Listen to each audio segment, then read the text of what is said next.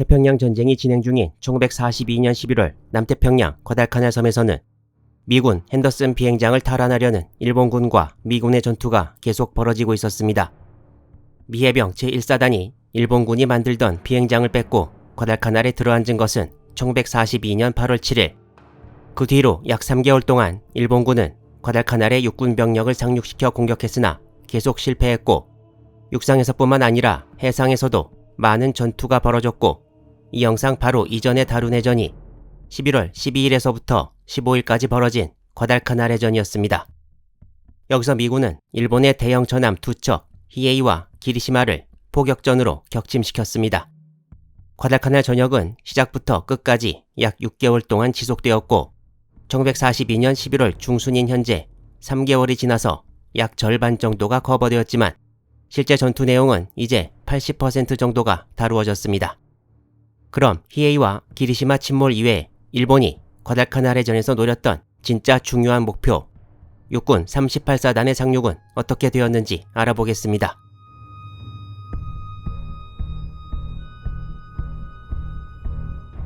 일본 육군 38사단 병력과 물자는 일본 해군 다나카 라이조 소장이 지휘하는 선단에 타고 과달카날로 왔습니다. 이때 이전에 공격당하고 남은 수송선 4척을 중심으로 한 선단이 다가오고 있었는데요. 원래 작전이 예정대로 진행되면 자정쯤에 도착해 양육을 2시간 정도에 마치고 출발해서 날이 밝고 미군 항공기가 덮치기 전에 위험의 역을 빠져나갈 수 있을 것이라 생각했습니다. 하지만 14일에서 15일에 해전이 벌어지는 바람에 수송선단의 진입도 늦어져서 시간을 따져봐도 해가 뜬 이후가 되어서야 양육을 시작해야 될 상황이었습니다. 다나카 제독은 바다에 떠 있다가 이전처럼 항공기 공격을 받고 괴멸되느니 빨리 수송선을 가까운 해안에 좌초시키고 거기서 양육 작업을 서둘러 진행한다는 결심을 합니다. 그리고 명령을 받은 수송선 4척이 과달카날 해안으로 올라오고 병사들이 내리기 시작했습니다. 작전이 끝나면 이 4척의 일본 수송선은 앞으로 못 쓰게 되겠지만 이걸 감수한 고육지책이었습니다. 그리고 정찰 비행에서 이를 발견한 핸더슨 비행장 미군 항공대의 공격이 시작되었습니다. 미군은 항공기, 육지에서의 야포 공격, 그리고 바다에서의 구축함 공격을 수송선에 퍼부었습니다. 이 사진에는 15일 해안에 좌초되어 불타는 수송선 히로카와 마루와 키누가와 마루가 보입니다.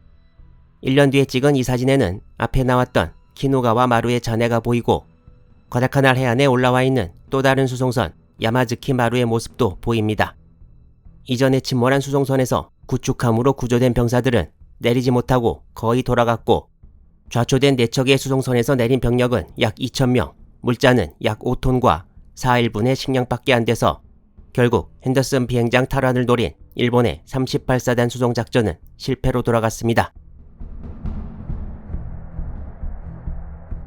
과달카날 해전 2차 전투에서 구축함은 자침된 배넘을 포함해 미함대가 3척, 일본 함대가 1척을 잃었지만 1, 2차 전투 통틀어 일본은 32,000톤급 전함 2척을 잃어서 침몰 총 톤수에서는 상대가 안 되었고, 공들였던 수송작전도 실패로 돌아가 11월 12일부터 15일까지의 과달카날 해전은 그야말로 미국의 완승으로 끝났습니다. 2번에 걸친 지상전에서 비행장을 탈환 못한 일본은 사생결단으로 제38사단 보강을 추진했으나 이 또한 전함 2척을 잃으면서 허무하게 끝나 전체 작전이 큰 위기에 봉착했습니다. 이후에 밝혀지겠지만 일본의 과달카날 탈환 작전이 사실상 좌절된 이 해전이 태평양 전쟁의 진정한 전환점이었다고 보는 의견도 많습니다.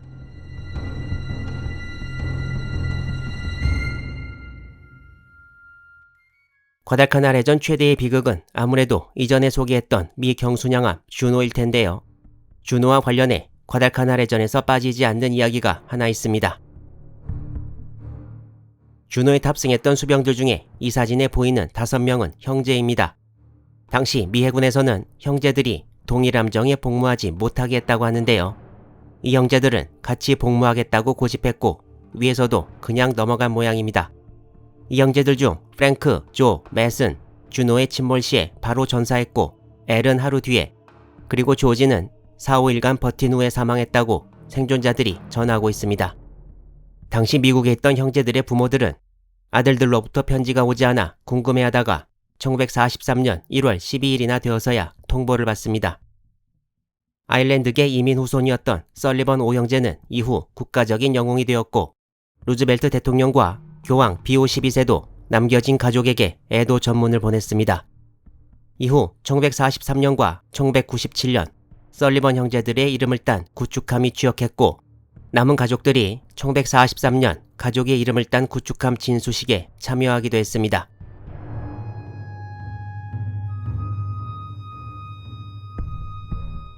(11월 13일) 전투에서 전함 히에이를 잃은 니시다 마사오 함장. 이후 징계위원회가 열려 예편되고 말았습니다. 니시다를 아꼈던 야마모토 사령장관이 이 결과에 항의했으나 야마모토와 당시 사이가 안 좋았던 해군 대신 시마다 시게타로의 고집으로 결정은 바뀌지 않습니다. 니시다 대좌는 이후 동기들이 진급할 때 한직을 전전하다 종전을 맞습니다. 또한 니시다 함장 이외에 아베 히로아키 제독도 과달카날 해전 패전의 책임을 지고 예편됩니다. 일본이 과달카날 해전의 패배를 어느 정도 심각하게 보고 있는지 알려주는 사례라고 하겠습니다.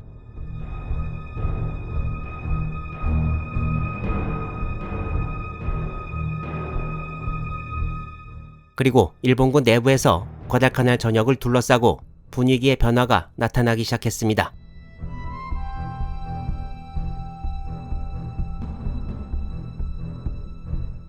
과달카날 해전이 끝난 1942년 11월 15일은 맥어더 장군이 총지휘하는 미군과 호주군의 연합군이 일본군이 장악한 동부 뉴기니 북쪽 해안의 부나고나 지역에 대해 탈환전을 막 시작할 때였습니다.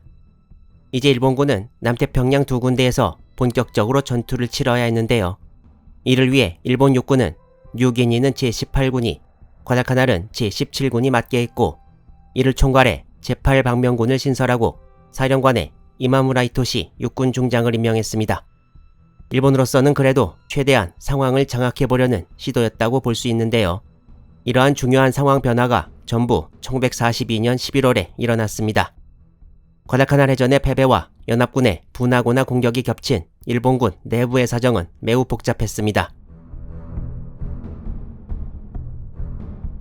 이미 1942년 11월 7일 과달카날 2차 대전투의 패배를 뒤로하고 스기야마 하지메 육군참모총장과 나가노 오사미 해군 군령부 총장이 황거를 방문해 히로히토에게 솔로몬 제도와 동부 뉴기니 전역을 확보하는 것이 절대적으로 필요하다는데 육군과 해군의 의견이 완전히 일치했다고 보고합니다. 이 말은 과달카날 탈환 작전을 속행하겠다는 의지의 표현이었습니다. 그리고 곧 제38사단 병력의 과달카날 추진을 시도하게 되고 과달카날 해전이 벌어집니다. 자료에 의하면 히로히토는 히에이와 기리시마가 비행장 포격 작전을 하러 가는 것을 보고받고 러일 전쟁 때 기뢰에 부딪혀 침몰한 전함 하츠세와 야시마의 예를 들며 주의하라고 당부했습니다. 단일 작전에 천황이 이런 식으로 주의하라고 당부하는 것은 이례적이었다고 하는데요. 결국 일본은 전함 히에이와 기리시마를 잃고 히로히토는 이 또한 보고받게 됩니다. 그리고 과달카날 해전이 끝난 11월 16일 또 한 번의 보고가 황거에서 있었습니다. 11월 16일 이마무라 중장은 남태평양으로 떠나면서 히로히토에게 보고를 합니다. 여기에는 도조 히데키 총리 대신도 자리를 같이 했다고 하는데요. 여기서 히로히토는 남동 태평양에서 미군의 반격은 국가의 흥망에 심대한 관계가 있기 때문에 신속하게 고전 중인 아군을 구해서 전세를 만회하라고 이마무라에게 말했습니다.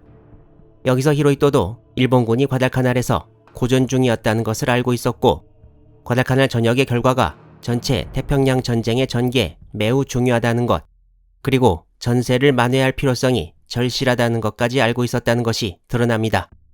일본 육군이 이렇게 전세를 역전시키기 위해 이런저런 수단을 강구하고 있을 때 과달카날 비행장을 만들다가 뺏겨서 이 모든 사태의 시초가 된 일본 해군은 벌써 무언가 다른 생각을 가지고 있었습니다.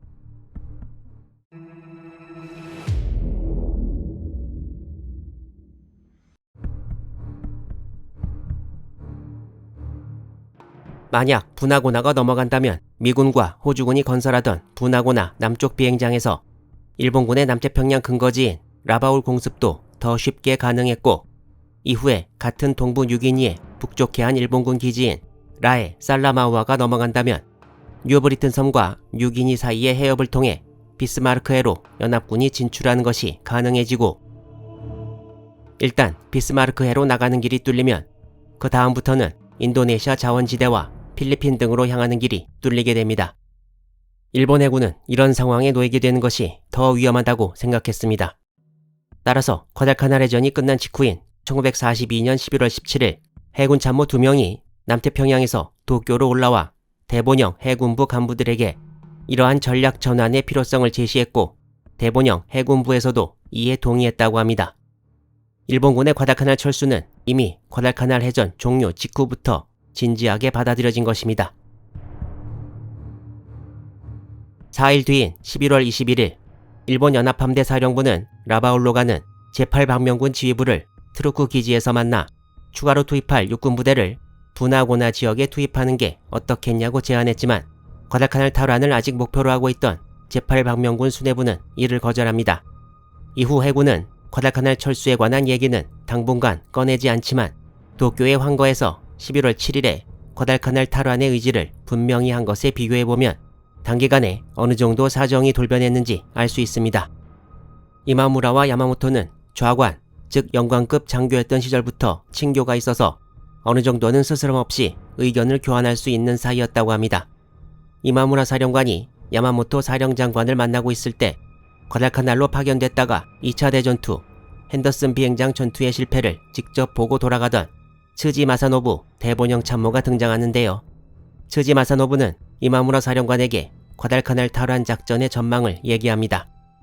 이마무라 사령관은 주위의 평으로 볼 때 융통성이 좀 있는 사람이어서 이런 여러 이야기를 듣고 상황이 실제로 어떤지 판단을 빨리 했다고 합니다. 그리고 해군이 이전에 제안한 대로 혼성 제21여단을 부나고나 지역으로 보내는데 동의합니다.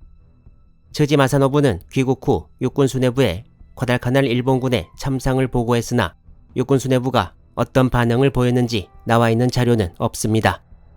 결단이 늦어지고 다수 병력의 양육은 못하고 있는 사이 과달카날에 현재 있는 병력들에게 보급은 계속 진행해야 했습니다.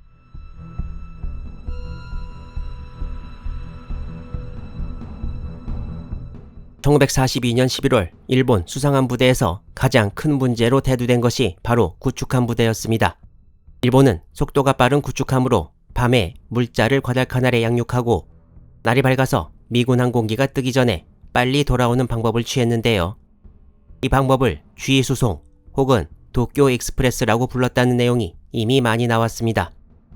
그렇지만 문제는 한밤중에 양육을 마치고 시속 65km 정도인 구축함으로 빨리 빠져나와도 항공기가 훨씬 빠르기 때문에 중간에 따라잡혀서 공격당하는 일이 다반사였다는 것입니다.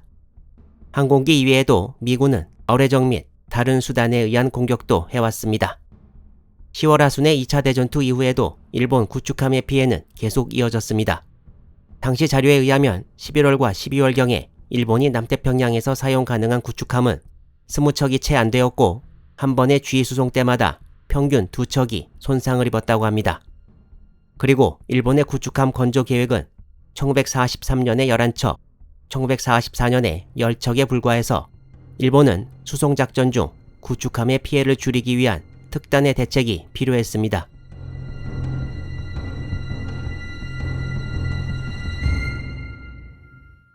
일본이 새로 시도한 방법은 잠수함을 이용한 수송이었습니다.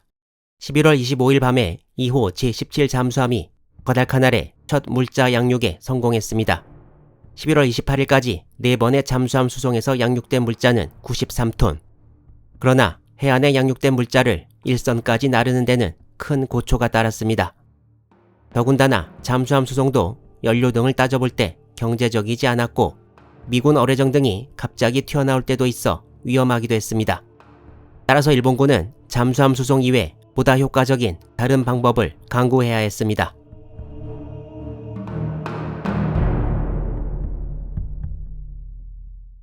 일본군이 다음으로 생각한 방법은 쇼틀랜드와 과달카날 사이에 있던 기지를 이용해 물자 보급에 잠수함보다 효율이 더 높은 소형 수송선을 이용하는 작전을 시도합니다.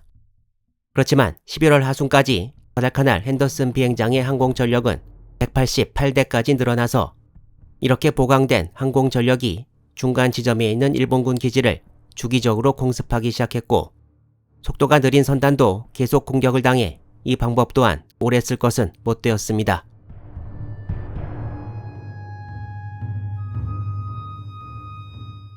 일본이 G수송 이후 세 번째로 시도한 방법은 드럼통을 이용하는 것이었습니다.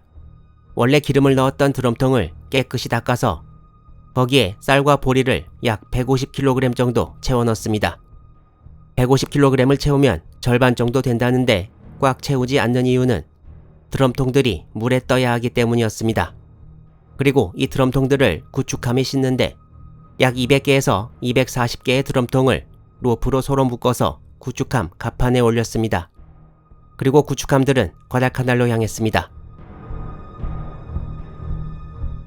구축함은 과달카날 근해까지 와서 식량이 담긴 드럼통을 몇 개씩 로프로 묶어서 바다에 빠뜨립니다. 그리고 육지에는 일본 병사들이 바다 위에 둥둥 떠서 오는 드럼통들을 해안으로 끌고 옵니다. 드럼통을 바다에 빠뜨림과 동시에 구축함은 바로 퇴각합니다. 이 방법을 쓰면 구축함이 물자를 양육할 때 정박해 있는 시간을 거의 없앨 수 있기 때문에 앤더슨 비행장 항공기들이 들이닥치기 전에 최대한 거리를 벌릴 수 있습니다. 그렇지만 구축함이 쓰는 연료는 이전 방법과 똑같이 소비되고 탄약같이 무거운 장비는 드럼통에 넣을 수 없는 데다가 바다에 빠뜨리고 나서 잘못하면 어디로 떠내려갈지 모른다는 것이 단점이었으나 이 드럼통 수송이 지금까지 나온 방법 중에서는 그나마 가장 좋은 것이었습니다. 첫 번째 드럼통 수송 작전은 1942년 11월 30일 밤으로 계획되었습니다. 굶주리는 과달카날의 일본군과 속수무책이 되어버린 일본 육해군 지휘부. 이 드럼통 수송 작전의 시도는 어떤 결과를 가져오게 될까요? 과달카날 전역 이야기 다음 영상에서 계속 이어집니다.